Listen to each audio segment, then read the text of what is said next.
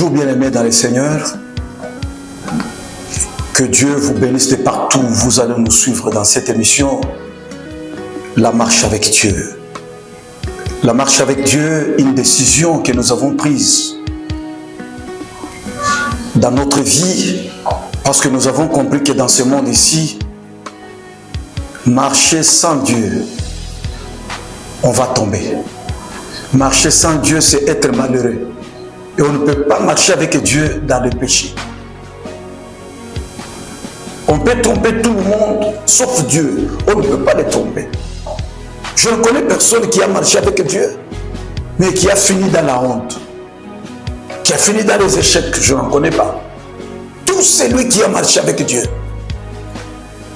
Dieu l'avait soutenu, Dieu l'avait restauré et Dieu l'avait béni. Donc marcher avec Dieu, c'est un grand secret. Alors bien aimé, dans cette émission, nous venons donner la suite du premier message que nous avions donné sur le péché. Nous avions parlé du péché, que c'était la désobéissance à la volonté de Dieu. Et nous avons alerté le peuple de Dieu qui nous suivent dans le monde, et même localement au niveau de Lumbashi, qu'il ne faut pas jouer avec le péché. Zambi iko mutamu sana pa kuifanya, mais conséquence ya zambi iko mubaya. Zambi inashusha heshima. Zambi itaweza na bloke bushima bwa mtu. Le péché, en dehors de bloquer la bénédiction de quelqu'un, le péché en dehors de disqualifier quelqu'un, et même de rabaisser quelqu'un. Le péché peut te rabaisser. Tu fais quelque chose, ça te rabaisse. Tout le respect qu'on te donnait, on ne te donne plus à cause du péché.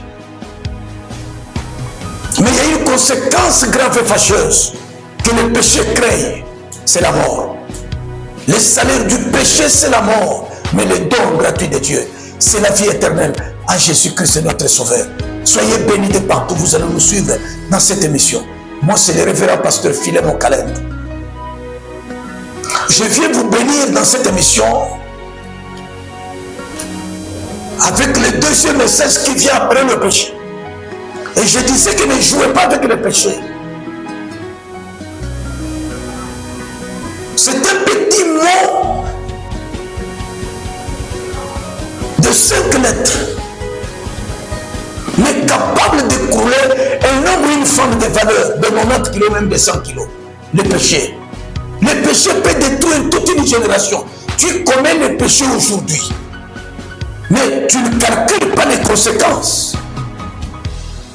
Le péché que tu as commis aujourd'hui peut avoir des répercussions sur toute une génération, même jusqu'à la 4e génération.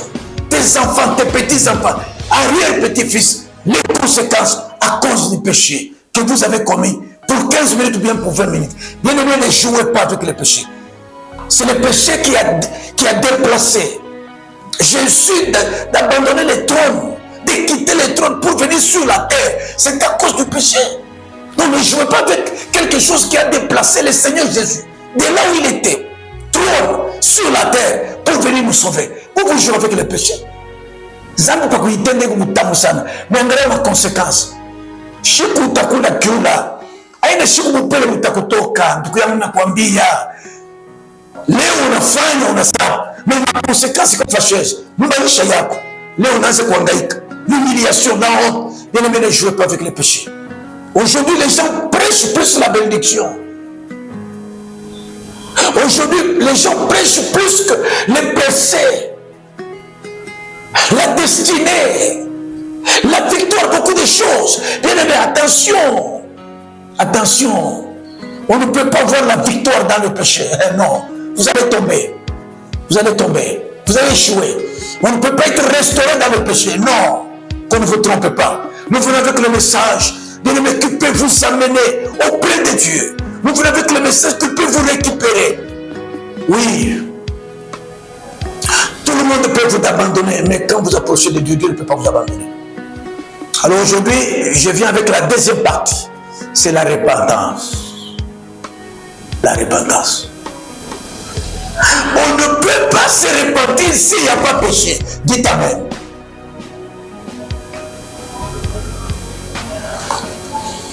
Jean-Baptiste est venu dans ce monde. Il est venu avec un seul message. Jamais Jean-Baptiste n'a prêché sur la prospérité. Jamais. Ou la restauration. Non. Jean-Baptiste est venu avec un seul message.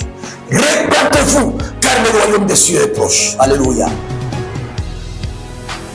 C'est avec ce message que l'église d'hier était forte. Mais aujourd'hui, l'église est faible. L'église est impuissante parce que le message de la prédication n'est pas prêché avec puissance.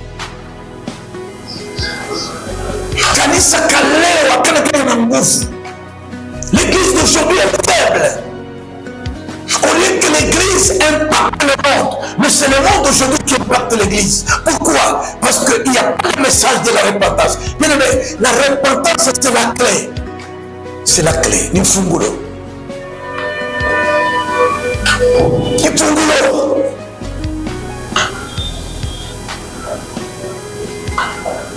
Il y a des choses qui vont se régler à l'hôpital. Il y a des choses qui peuvent se régler en famille.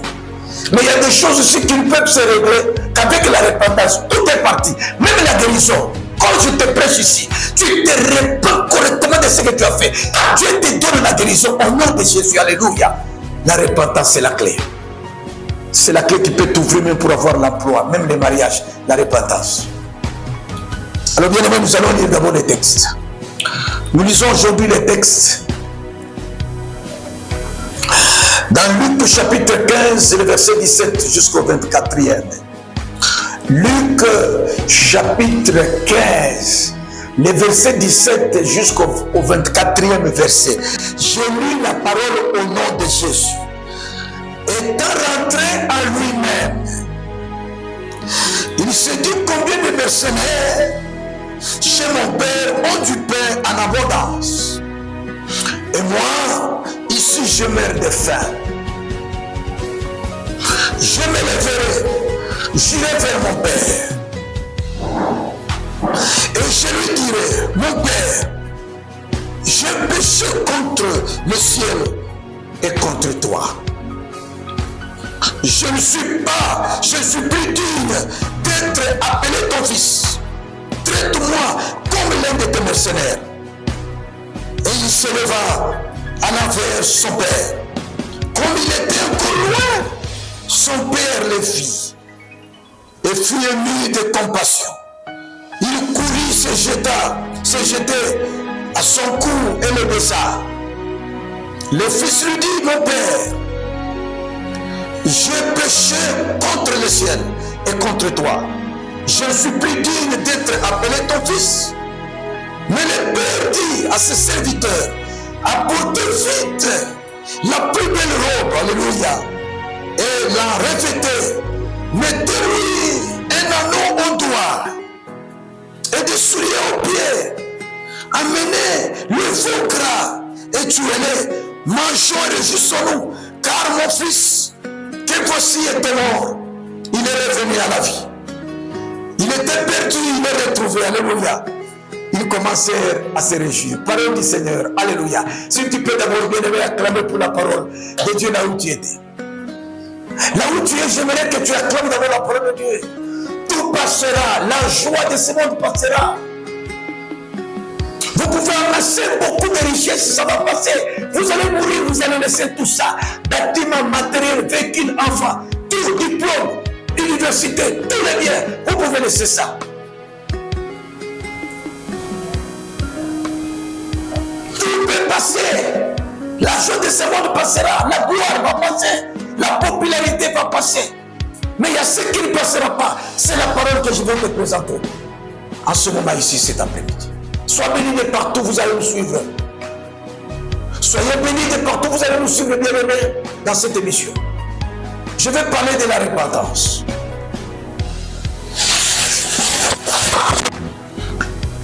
La repentance a 4 parties très importantes. Suivez-moi bien dans cette émission. Mettez-vous d'une manière confortable dans votre salon et suivez-moi. Ne jouez pas avec ce qui peut te détruire. Ne joue pas avec ta vie. Ta vie est sacrée.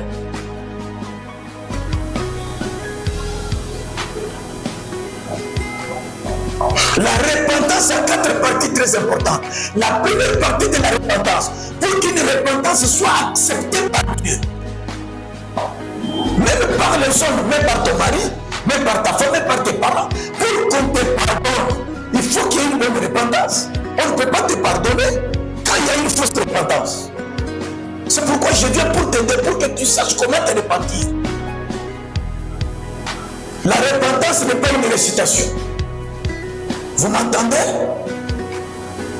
À l'école, vous avez appris comment réciter. Mais la repentance n'est pas une récitation. Et il n'y a pas une formule pour dire non, je me suis repenti hier, aujourd'hui je ne peux pas me repentir. Non. Pour qu'une repentance soit bonne, acceptée par Dieu et même par les humains. La première partie de la repentance, il faut d'abord reconnaître le péché que vous avez commis. Qu'est-ce que tu as fait? Tu as été où? Avec qui? Tu as fait quoi? Qu'est-ce que tu as dit? Parce qu'il y en a qui pensent que le péché c'est seulement un acte. Non, le péché commence par l'imagination. Le péché commence par la pensée. Ce que vous pensez là, ça va finir par être concrétisé. Les actes. Donc, première étape de la repentance, vous qui me suivez bien aimés, c'est d'abord reconnaître ce que tu as fait comme mal. Si tu ne le reconnais pas, mais comment tu vas te repentir?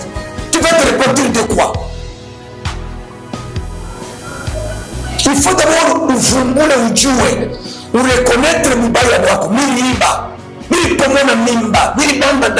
j'ai touché au fétiche. Je suis allé dans les sciences mystiques. On m'a induit en erreur. J'ai touché aux histoires. J'ai avorté, j'ai volé, j'ai couché avec la femme d'autrui, avec l'homme d'autrui. Voici ce que j'ai fait. Reconnaître d'abord ce que vous avez fait comme mal. Ça, c'est le premier point de départ. Si vous ne reconnaissez pas ce que vous avez fait, votre repentance sera fausse. Reconnaissez d'abord, ou reconnaissez d'abord ce que vous avez fait. Maman, qu'est-ce que vous avez déjà fait? Mon frère, vous qui m'écoutez, vous avez déjà fait quoi? Si vous n'arrivez pas à reconnaître, votre repentance sera fausse. Vous allez dire de fausses histoires. Reconnaissez d'abord ce que vous avez fait. Que Dieu vous bénisse. Mais si vous cachez ce que vous avez fait, Dieu ne peut pas vous pardonner. Celui qui cache ses transgressions ne prospère point. La Bible déclare dans Proverbe, celui qui cache ses transgressions ne prospère point. Mais celui qui les avoue et les délaisse, il obtient miséricorde. Alléluia, de la part de notre Dieu. Reconnais d'abord ce que tu as fait. Qu'est-ce que tu as fait dans ta vie? Aujourd'hui, tu as des conséquences. Les enfants souffrent. Vous-même, là, vous êtes bloqués. Il y a même des morts. Il y a la malédiction. Il y a l'humiliation. Il y a la honte. Mais au départ, reconnaissez d'abord ce que vous avez fait. Il ne faut pas tromper les pasteurs. Il ne faut pas vous aller devant les hommes de Dieu. Vous commencez à faire des fausses repentances. Mais vous laissez l'essentiel. Bien aimé, reconnaissez d'abord. Vous avez fait quoi dans votre vie? C'est la première étape. Reconnaître d'abord les péchés. Qu'est-ce que vous avez fait? Deuxième étape, très important. Reconnaître, oui, mais la deuxième étape importante, il faut d'abord regretter ce que vous avez fait. J'ai touché au fétiche, aujourd'hui je perds les enfants. J'ai avorté, aujourd'hui je n'ai plus les enfants. Je ne sais plus concevoir. J'ai volé, voilà, il y a ceci ou cela. Il faut d'abord regretter ce que vous avez fait. Si vous n'arrivez pas à regretter de ce que vous avez fait, votre repentance sera fausse. Dites amen là où vous êtes. Ça sera fausse. Vous vous repentez, mais vous ne regrettez pas. Oh non, celui qui m'avait provoqué, d'ailleurs moi je ne voulais pas, il m'avait forcé. Ça c'est quel type de repentance? Il faut regretter de ce que vous avez fait. J'ai volé, j'ai avorté, j'ai tué quelqu'un, j'ai touché au fétiche, je suis dans les histoires. Regrettez, Seigneur, pourquoi je suis arrivé à faire ça? Les regrets là, Dieu voit le cœur, alléluia. Dieu ne voit pas la tête, Dieu ne voit pas le ventre et le mollets ou les jambes. Mais Dieu voit le cœur. Bien aimé, tu peux tromper tout le monde, mais Dieu, tu ne peux pas les tromper. Dieu voit ton cœur. Il faut d'abord, au fil comme nous on a regretté. Mina reconnaître milifanya mibaya. Et puis il y a pili mungu. Mais si Dieu a mis milifanya. On a dit kuzonika. Tu regrettes. C'est ça la deuxième étape très importante. Mais si tu n'arrives pas à regretter ce que tu as fait, même demain, tu vas encore y revenir. Parce que tu n'as pas regretté. Même demain, tu feras encore. Parce qu'encore, il n'y a pas de regret. Troisième étape très importante, c'est l'étape de la confession. Vous devez arriver à confesser maintenant. Il ne faut pas seulement reconnaître et vous arrêter. Non. Il faut ajouter des regrets pour ce qui est cas. Et puis après avoir regretté, maintenant vous confessez ce que vous avez fait. Vous avez fait quoi? Dieu a besoin d'entendre ça. Même devant votre mari, même devant votre femme, vos parents, vos prochains. Dites ce que vous avez fait. J'ai fait ça. Quand vous arrivez à confesser, Dieu va vous pardonner. Le péché non confessé, c'est celui-là qui va vous tuer. C'est celui-là qui va vous détruire. Iko sa mfano ya pse kipote kiko na mchafu ndani. Sasa kama naweka tu dawa yulu ya kilonda kipote, mais hautapona. Il faut d'abord batobole batoshe pusa, kisha ndio naweka dawa ndio utapona. Il faut arriver à confesser. Il ne faut pas seulement avoir le courage de faire le péché, mais il faut aussi avoir le courage de confesser ce que vous avez fait. Et on va vous pardonner. Mais si vous ne demandez pas pardon, comment on va vous pardonner? Si vous ne savez pas confesser plus tôt, on va vous pardonner comment? Confessez ce que vous avez fait. Je suis voleur. J'ai déjà tué. J'ai déjà couché avec la femme d'autrui, avec l'homme d'autrui. J'ai déjà touché au fétiche. J'ai déjà fait ceci ou cela. Maintenant, je suis en une étape où je suis dans le point de non-retour. Je ne sais pas où aller. Aidez-moi. Tout le monde peut vous rejeter, mais Dieu ne vous rejettera jamais. C'est pour cela qu'il a envoyé son Fils unique dans le monde. Pas pour nous juger, mais c'est pour que le monde soit sauvé par lui. Jésus n'est pas venu te juger. Et même moi qui te prêche ici, je ne peux pas te juger. Sur base de quoi? Je ne suis pas capable. Je ne suis quel pouvoir de te juger? Je ne peux pas te juger. Il y a des gens qui jugent les gens. Moi, dans ce message, je ne suis pas venu te juger, mais je suis venu pour te montrer la voie. La voie est la clé pour être restauré. C'est la repentance qui a 4 étapes. Reconnaître, regretter de ce que tu as fait et puis confesser. Arriver à dire la vérité. Dans la confession ici, il y a quelque chose de plus grande importance. La sincérité. Bien-aimé, si vous confessez, mais dans votre confession-là, il n'y a pas la sincérité. Vous perdez votre temps à l'église. Soyez sincère dans ce que vous allez confesser. Ne trompez pas. Et la sincérité vient du cœur. Ça ne vient pas de la tête. Dieu a besoin de ton cœur. Il veut entrer. Sois sincère. Ne dis pas les histoires d'une manière un peu floue. Sois sincère.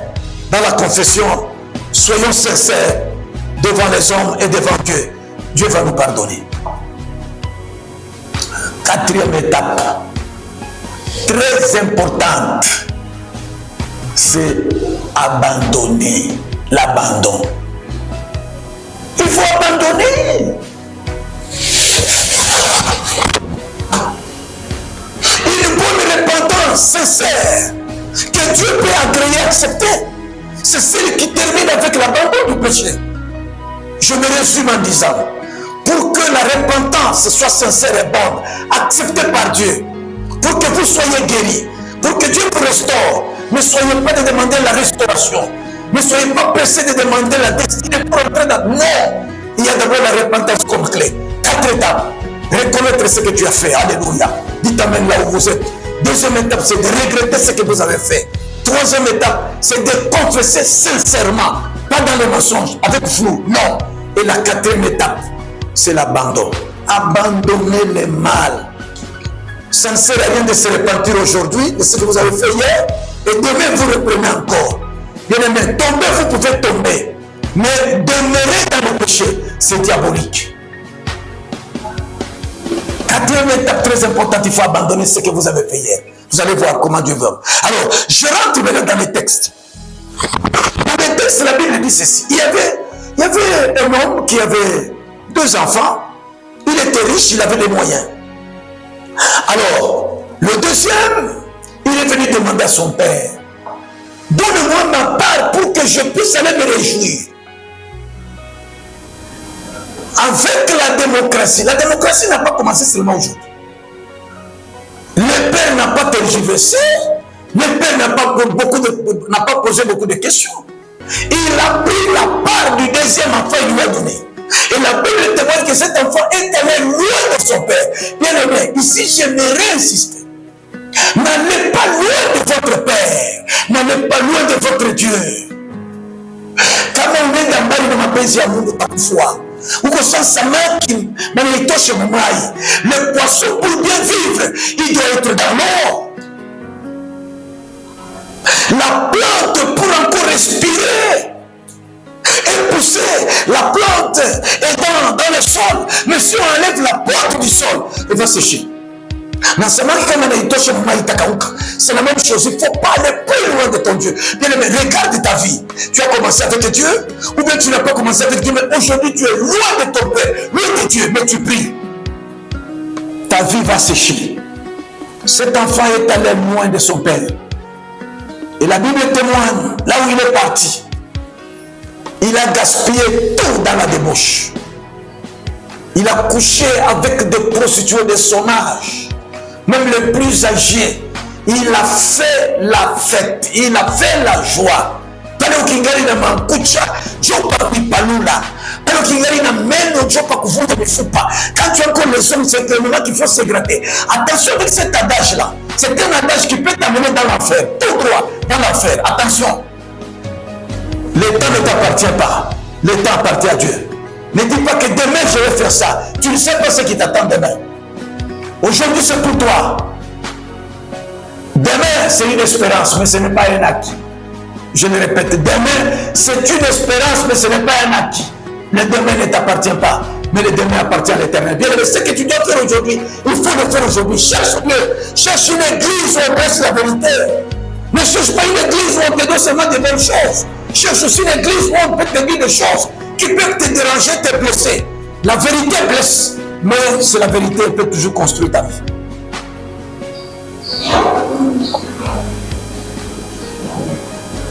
Il est allé, il a dépensé tout ce qu'il avait. Bien heureux. Et quand il a tout terminé, la Bible dit il a été abandonné par tout le monde. Aujourd'hui, tu as des moyens. Tu as beaucoup d'amis, il y a des gens qui viennent vers vous parce que tu as des moyens. Mais le temps viendra où tous ces moyens-là vont partir.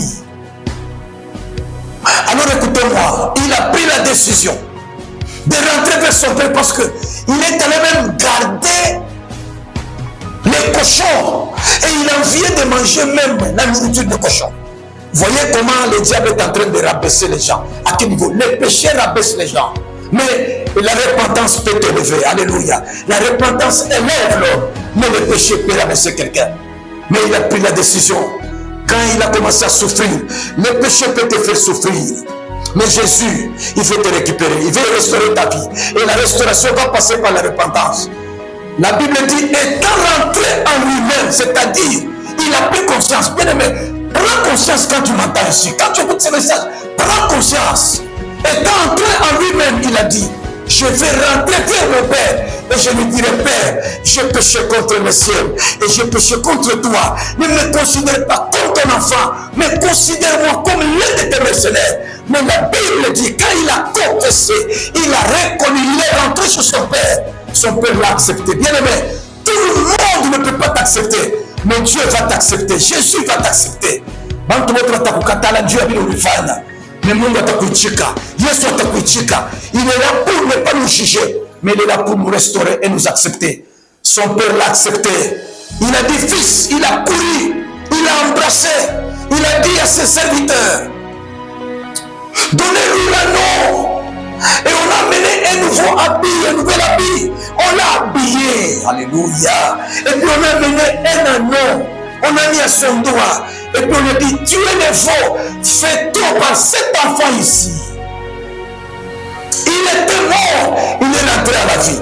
Le péché tue. mais Jésus sauve. Si tu es dans la vie des péchés, tu es déjà mort. Même si tu t'habilles très bien, même si tu te maquilles très bien, mais avec le péché, tu es déjà mort. Son père dit, cet enfant, il était déjà mort, mais il est revenu à la vie. La repentance peut vous ramener à la vie. Et puis il a dit, il était perdu, mais nous l'avons retrouvé. Bien aimé, répands-toi correctement. Dieu va t'accepter. Et les conséquences positives ou les bénéfices de la repentance, c'est que Dieu va restaurer ta vie.